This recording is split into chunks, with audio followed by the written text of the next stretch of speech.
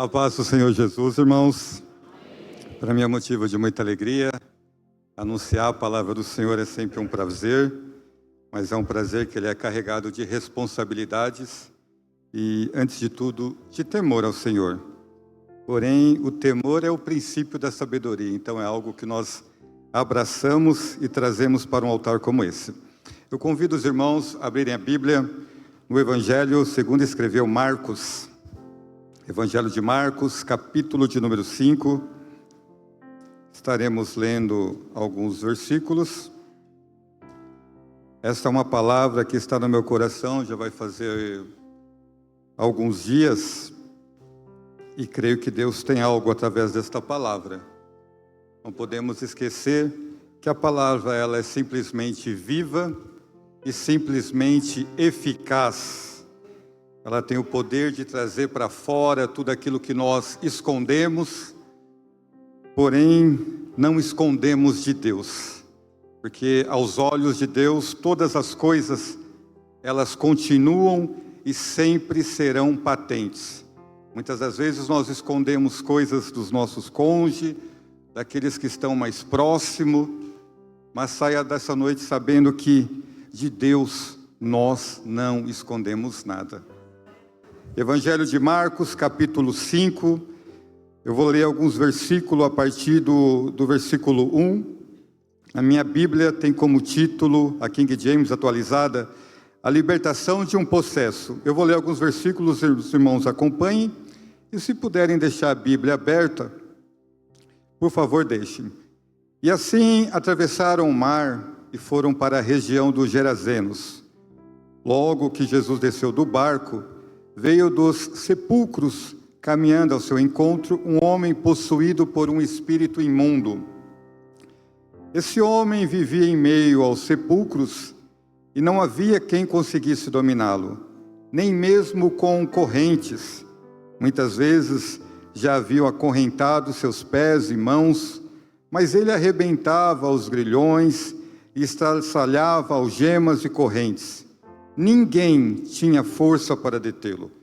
E noite e dia, sem repouso, ele perambulava por entre os sepulcros e pelas colinas, gritando e cortando-se com lascas de rocha.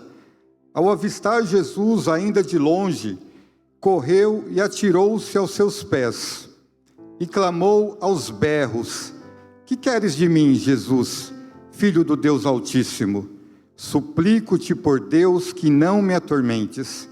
Pois Jesus já lhe havia ordenado: "Sai deste homem, espírito imundo." Todavia Jesus o interrogou: "Qual é o teu nome?" Respondeu ele: "Meu nome é Legião, porque somos muitos." E implorava insistentemente para que Jesus não os mandasse para fora daquela região. Enquanto isso, perto dali, numa colina vizinha, uma grande manada de porcos estava pastando. Foi então que os demônios rogaram a Jesus: "Manda-nos para os porcos, para que entremos neles." E Jesus lhes deu permissão, e os espíritos imundos deixaram o homem e entraram nos porcos. E a manada, com cerca de 2.000 porcos, atirou-se precipício abaixo, em direção ao mar, e nele se afogaram. Versículo 15. Quando chegaram próximo de Jesus, observaram ali o homem que fora tomado por uma legião de demônios, assentado, vestido e em perfeito juízo, e ficaram assustados. Versículo 18. E quando Jesus estava entrando no barco, o homem que fora possuído pelos espíritos imundos rogava-lhe que o deixasse seguir com ele. Jesus não consentiu. Entretanto, orientou-o: "Vai para a tua casa, para a tua família, e anuncia a eles tudo quanto Deus tem realizado a teu favor, e como teve misericórdia de ti." Então partiu aquele homem e começou a pregar por toda a Decápolis as coisas que Jesus havia feito por ele, e todos ficaram maravilhados. Amém, meus irmãos? Antes de entrar no texto, eu gostaria de dizer algo.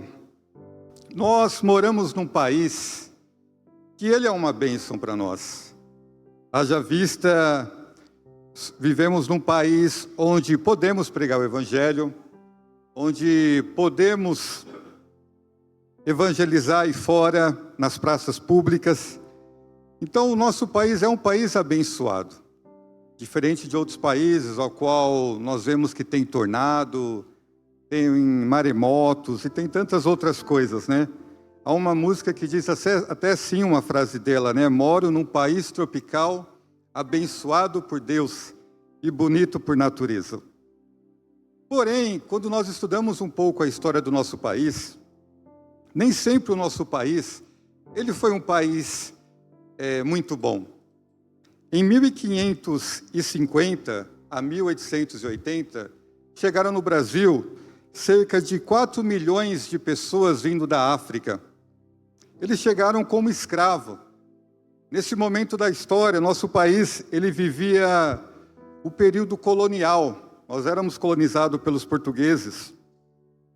E eles chegaram aqui numa situação muito deplorável. Eles foram arrancados da sua nação natal. Eles chegaram aqui sem direito de nada. Os escravos, nessa época, eram tratados como objeto. Eles não tinham valor. Estima-se que saía naqueles navios negreiros milhares e milhares, cerca de 1.000 ou 2.000 pessoas para serem escravas aqui na América. E 90% a 80% desses negros, eles morriam ali mesmo, antes mesmo de chegar no Brasil. A estimativa de vida de um escravo, quando aqueles que viveram esse contexto aqui no Brasil, eram de 30 anos. Eles trabalhavam das 5 da manhã às 11 da noite. E eles foram privados de sonhar, eles foram privados de sorrir, eles foram privados de se alegrar. John Newton, quando escreveu Amazing Grace, uma das músicas mais cantadas na história da igreja, ele viveu esse contexto. Os negros não podiam nem mesmo adorar ao Senhor, simplesmente porque havia uma sentença sobre eles. Eles eram escravos. E diz a história que, pelo fato deles não poder cantar, eles apenas sussurravam. E eles sofreram muito aqui no Brasil. Porque essa é a condição de um escravo. Um escravo, ele, volta a frisar, ele não pode sonhar, ele não pode se alegrar, ele não pode fazer plano, até mesmo com os filhos que ele vai ter, porque ele é escravo. Ou seja, algo superior domina a vida dele, Daniel. Então ele nasceu com aquela condenação já, de ser escravo. No século XVIII, Martinho Lutero escreve um livro muito famoso, que tem como título, Nascido Escravos. E ele está errado nesse título, mas não está errado, porque nós nascemos escravos. Nós nascemos escravos do pecado. O que eu expliquei para vocês agora é aquilo que a escravidão faz fora de nós. Mas o nosso Senhor e Salvador Jesus Cristo, Ele trouxe um novo entendimento do pecado. Quando Ele esteve na terra, andando há 2.000 anos atrás, em um debate teológico com os grandes pensadores do judaísmo, Ele disse assim: vocês são escravos. E eles responderam: como nós somos escravos? E Jesus, conhecendo a natureza humana, mergulhando na essência do homem, Ele disse: todo aquele que é vencido pelo pecado, ele se torna escravo.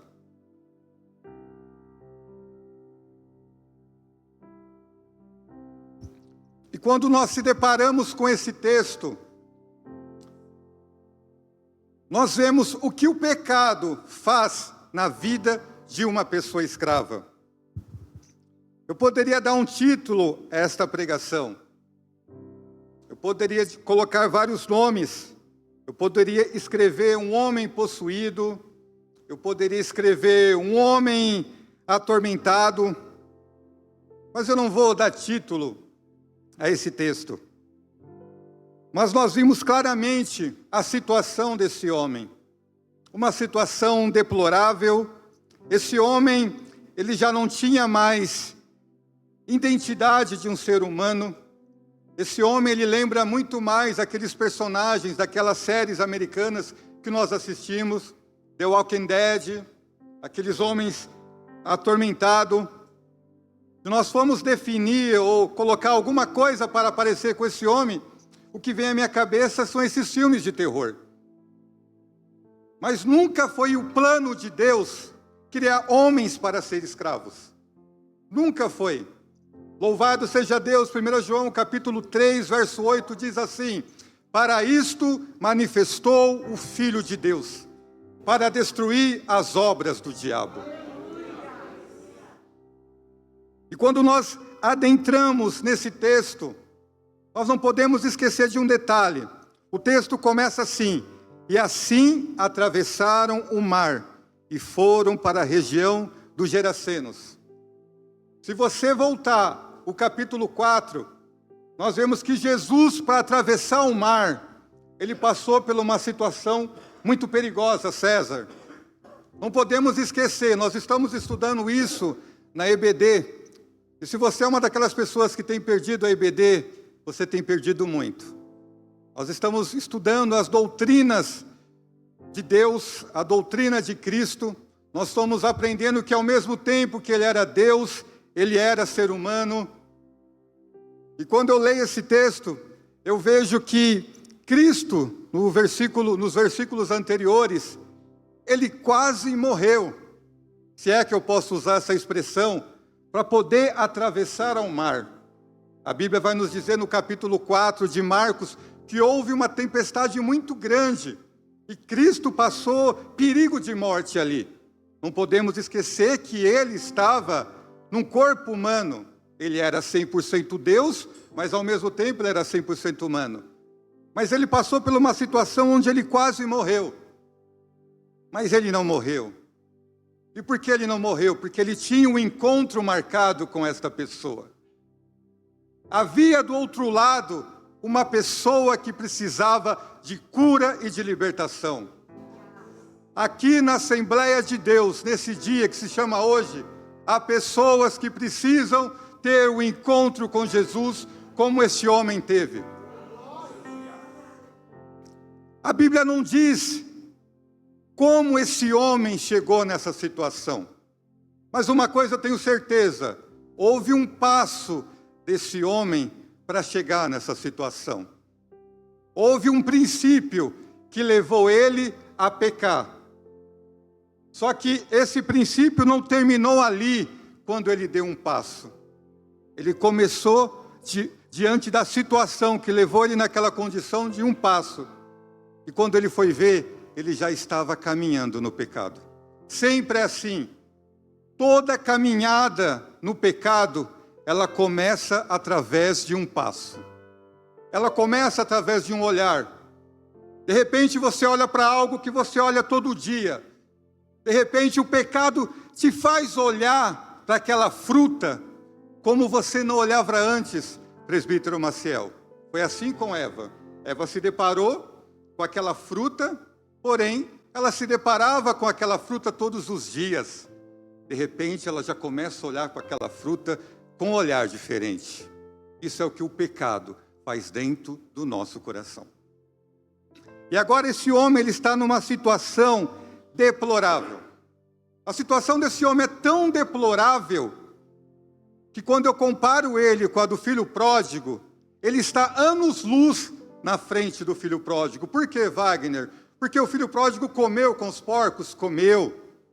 O filho pródigo gastou toda a fortuna do pai? Gastou.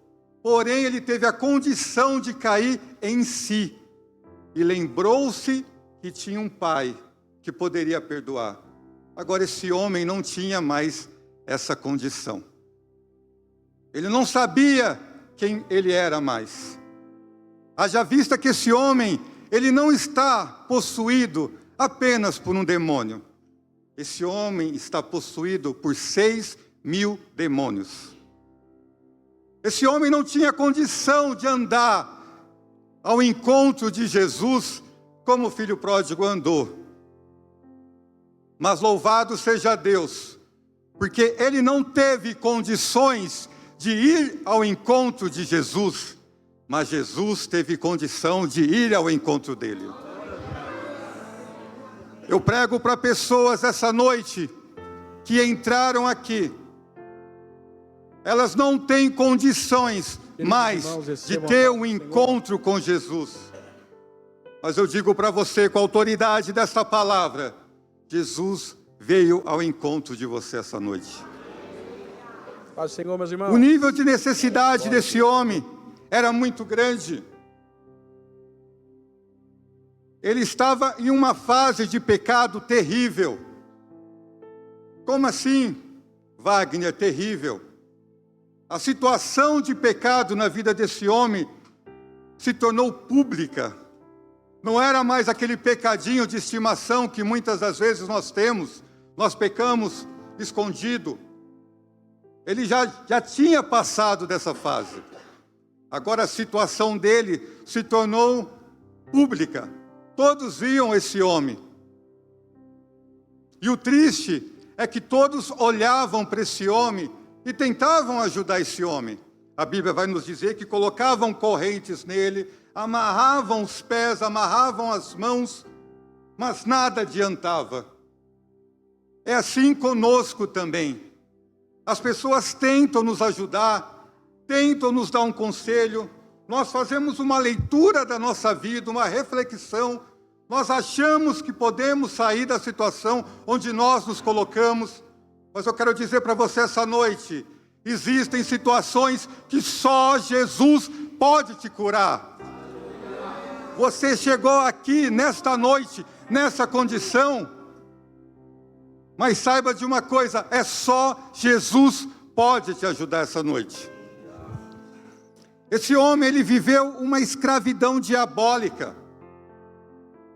Só que nós vivemos num contexto hoje, que para nós escravidão é somente aquilo que nos traz a uma evidência pública, como é o caso desse homem. Às vezes nós assistimos na TV, aprendemos sobre a Cracolândia, pessoas ali que estão destituídas da glória de Deus, pessoas presas às drogas, pessoas presas às bebidas, porque é muito mais fácil apontar esse tipo de escravidão. Mas existe uma escravidão que ela é passiva, que é aquela escravidão que muitas das vezes nós estamos presos a ela, mas ela tem um consentimento bom da sociedade. Esta manhã, eu estava no celular, eu mexia no celular, passava 2 minutos, eu mexia no celular, eu falei com ele, meu Deus, que loucura, sai. Agora, abre um leque na sua mente, de inúmeras situações que você é escravo. A situação te prende, de um momento, a sua vida fica tão condicionada àquilo. Às vezes eu sento no refeitório, no trabalho, e converso com alguns jovens, e só as notícias que rolam, o Palmeiras perdeu, o Corinthians perdeu, é só isso, pessoas presas a isso, a vida é condicionada a isso. E agora nós se deparamos com esse homem, totalmente desfigurado, ninguém tinha força para detê-lo, um homem que se tornou errante. E o triste na vida desse homem é que o pecado havia entrado de uma maneira tão profunda dentro dele, que ele já não vivia mais no meio da sua família, ele já não vivia mais com seus amigos. O diabo não estava apenas preocupado em destruir aquele homem naquele momento, ele queria torturar aquele homem. Irmãos, para juntos louvarmos a Deus. Eu e você, muitas das vezes, reunimos a nossa família e combinamos, vamos comer alguma coisa no shopping, vamos no McDonald's, no Burger King. Sabe qual era o passeio desse homem? Que Satanás levava ele para passear? Era no meio dos sepulcros, no meio dos mortos. O passeio diário desse homem era esse.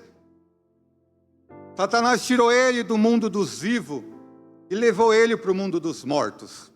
Então a alegria desse homem era poder dormir, num túmulo, era poder andar no meio daquela carniça. Esse era o hobby desse homem.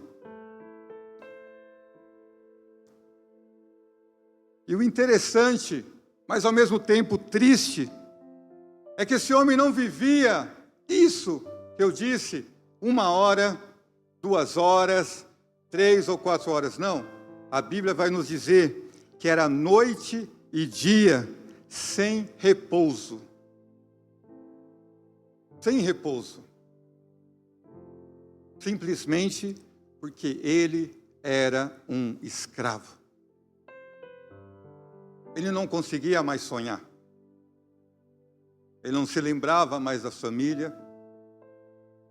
Ele era um homem totalmente escravo. E o texto continua nos dizendo que ele gritava. Ele gritava, andava desesperado no meio daquela situação, no meio daqueles sepulcros e colinas. Ele vivia ali dia e noite gritando. Quando eu mergulhei nesse texto, a minha alma foi comovida. Eu entrei na história com esse homem. Eu chorei com esse homem. Eu meditei com esse homem. Tamanha a situação. Esse homem havia perdido a glória de Deus. Volto a frisar, ele não sonhava mais. Ele não tinha mais lazer. Porque o pecado estava num nível terrível na vida desse homem. Só que esse homem também ganhou um brinquedo de Satanás. Além de Satanás tirar a identidade humana, que o homem foi feito à semelhança de Deus, deu para ele um brinquedo. E qual era o brinquedo? Era um pedaço de telha. Algumas traduções, um pedaço de rocha ou pedra. E qual era a brincadeira dele com esse pedaço de pedra ou de rocha? Ele ficava se mutilando, se cortando.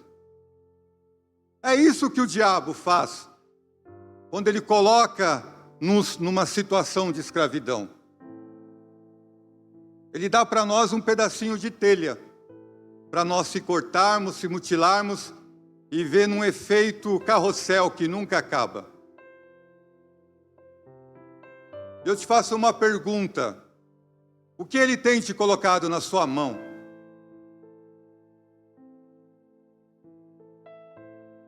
Qual é o brinquedo que ele tem te dado para te cortar? Qual é a raiz que você está vivendo que você não consegue mais se libertar? Esse homem, ele foi um homem marcado. Ele era um homem literalmente marcado. Louvado seja Deus que ele fosse marcado apenas fisicamente. Ele era um homem marcado na alma. Há pessoas que entraram aqui esta noite que estão marcadas.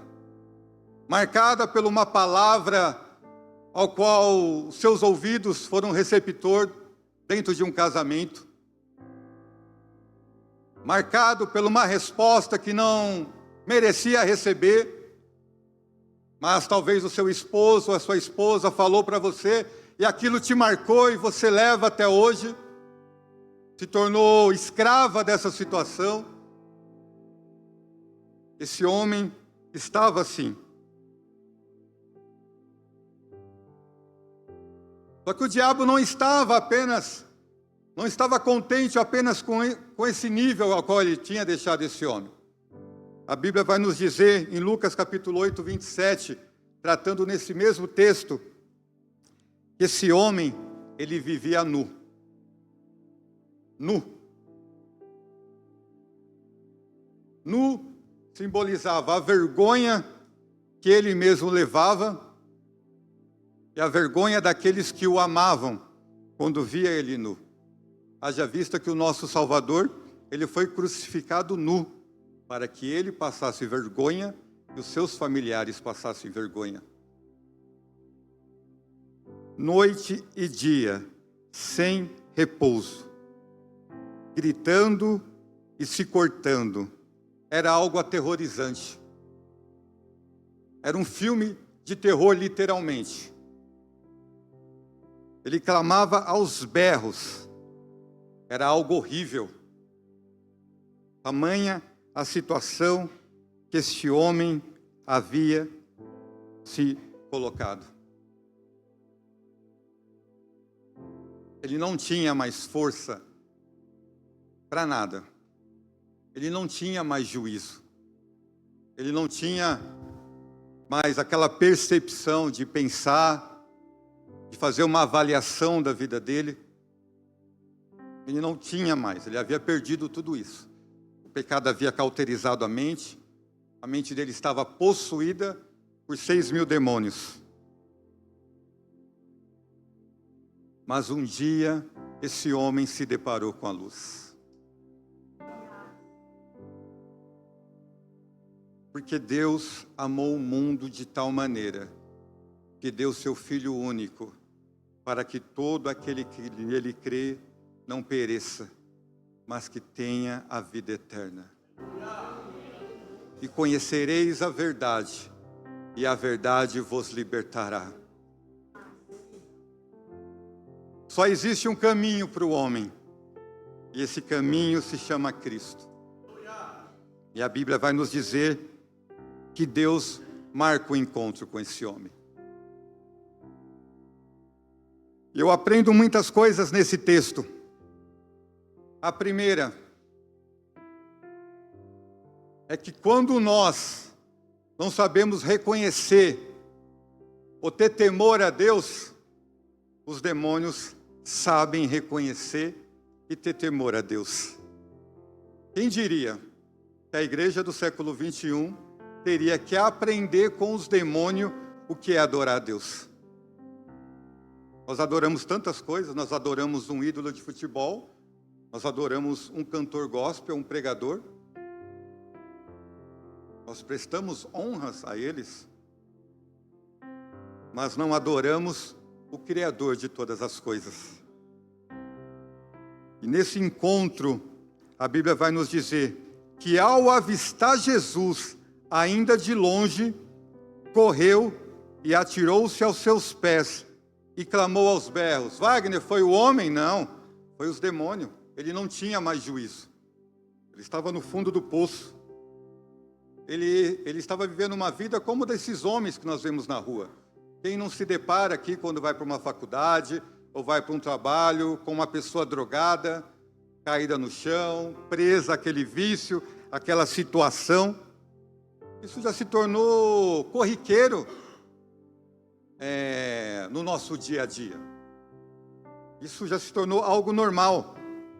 E a Bíblia nos diz que quando esse encontro acontece, ele clama aos berros: que quer de mim, Jesus, Filho do Deus Altíssimo?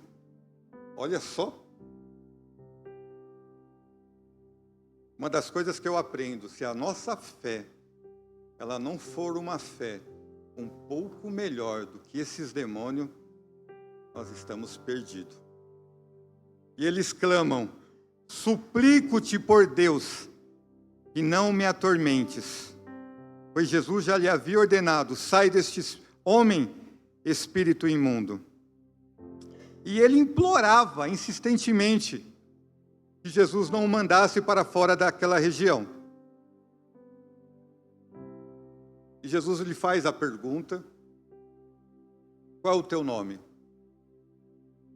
Ele responde: é Legião, porque somos muito. O poder de Deus é tão grande que Deus usou o próprio adversário para responder ao problema da pessoa que estava no problema. Tamanha o poder e a autoridade do Filho de Deus. E a Bíblia nos diz que chega o dia marcado de Deus fazer essa libertação.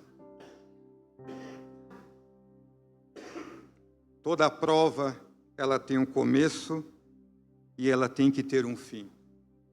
Às vezes, muitos de nós estamos escravizados a alguma situação porque nós já amamos a situação, nós gostamos da situação. A situação se tornou para nós como um animalzinho de estimação. E por isso os anos vão se passando, e nós já acostumamos com a situação. E por isso nós não vemos a libertação acontecer. Que já se tornou algo peculiar. Nós já não vemos a necessidade de deixar isso, porque isso já se tornou algo corriqueiro do nosso dia a dia. Agora, esse homem, ele já não tinha mais juízo. E a Bíblia nos diz que Jesus expulsa a legião que havia naquele homem. Houve uma restauração instantânea na vida daquele homem. Algo que somente Jesus podia fazer. As pessoas já haviam tentado ajudar aquele homem, volto a frisar. Já haviam tentado colocar uma situação, um ponto final. Na vida daquele homem não conseguiram. Volto a frisar.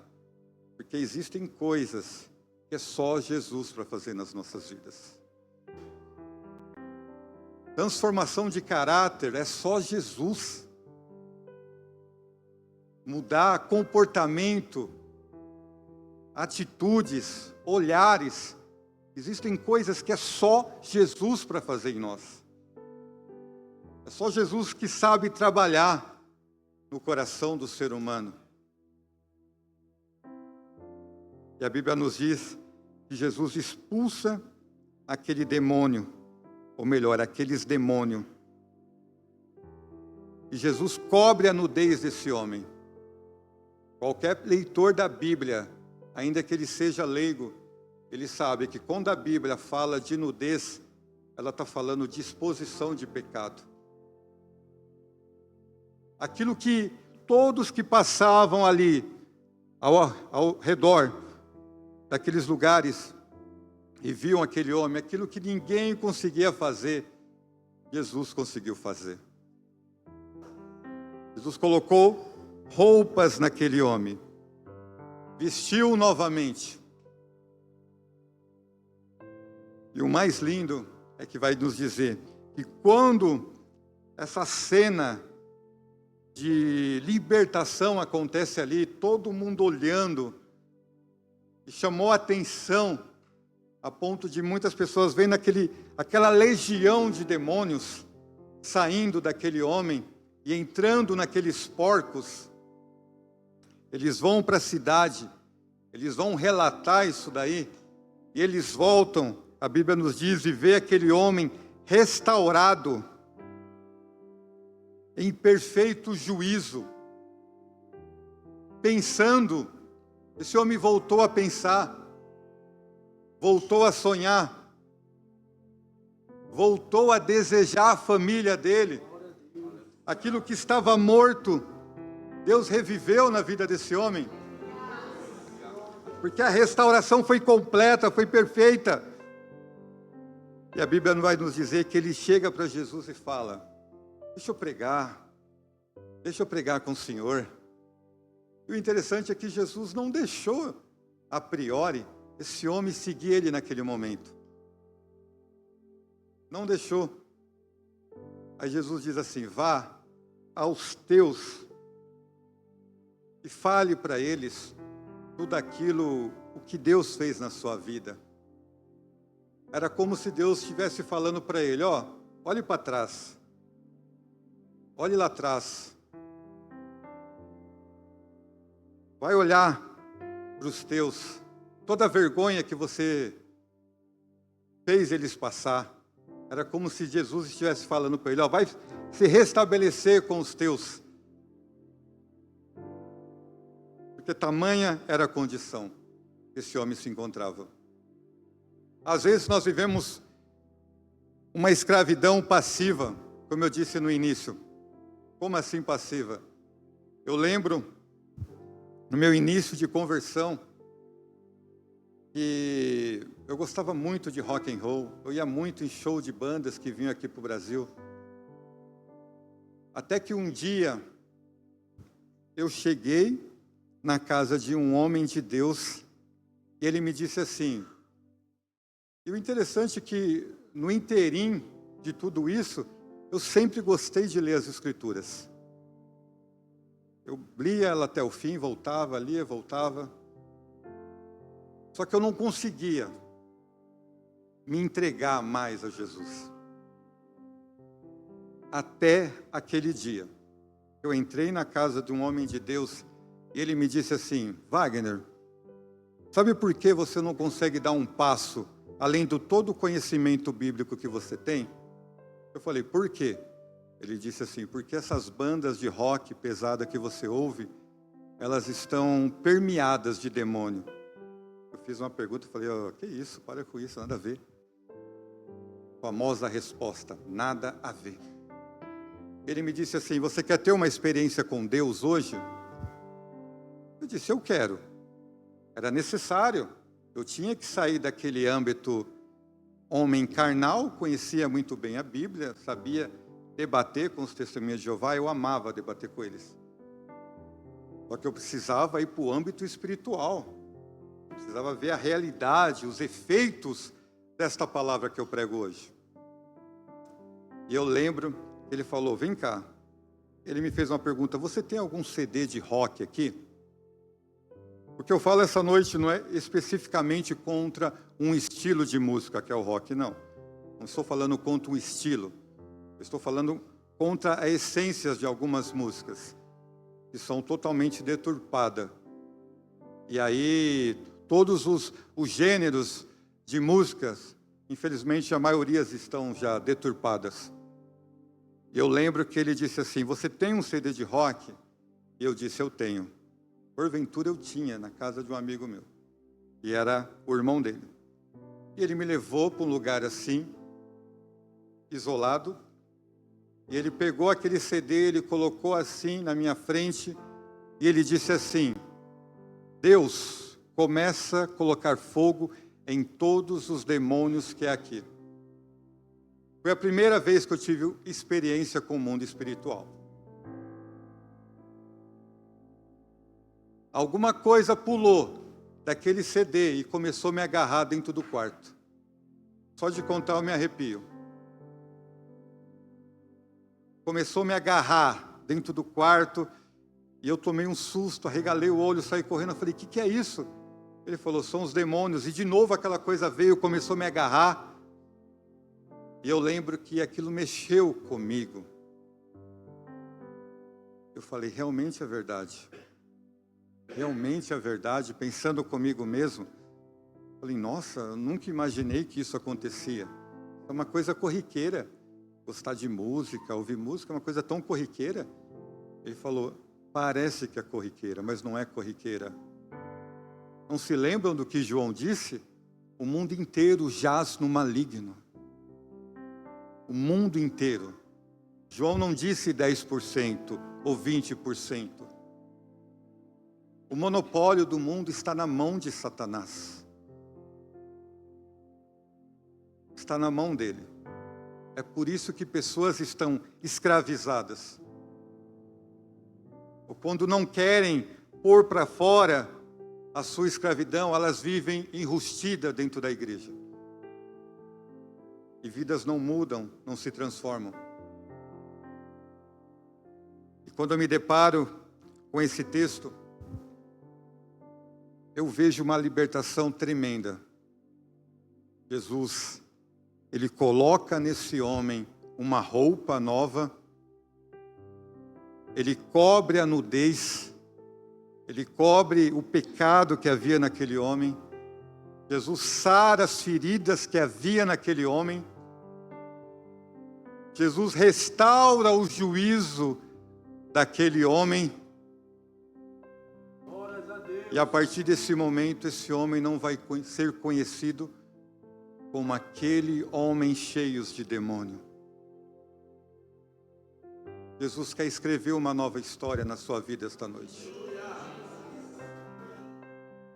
Você que adentrou aqui, trazendo esse vício dentro de você, você não pode sair daqui com esse vício. Não deixe a sua situação chegar no nível que esse homem chegou. Não deixe. Não deixe a tua situação se tornar uma situação pública. Não deixe. Não deixe. Às vezes as pessoas acham que um casamento ele se acaba da noite para o dia. Não. O casamento ele não se acaba da noite para o dia. É só você conversar com o casal, ele vai te relatar o tanto de coisas que eles foram levando, até chegar naquele dia e dizer, não dá mais. Então, é o processo que leva a essa situação. Não deixe a tua situação se tornar uma situação pública. Hoje não é noite da casa própria, da chave do carro, da exaltação no meio da empresa. Não. Hoje é noite, sim, da cura e da libertação. João, ele é muito claro quando ele diz, para isto se manifestou o Filho de Deus. João não disse que o Filho de Deus se manifestou para te colocar na melhor faculdade. João não disse que o Filho de Deus se manifestou para te dar o melhor cargo, não. Haja vista que nascemos escravos, e o Filho de Deus se manifestou para destruir as obras do diabo. Foi para isso que o Filho de Deus se manifestou. Com a autoridade do pastor, eu convido a igreja a ficar de pé.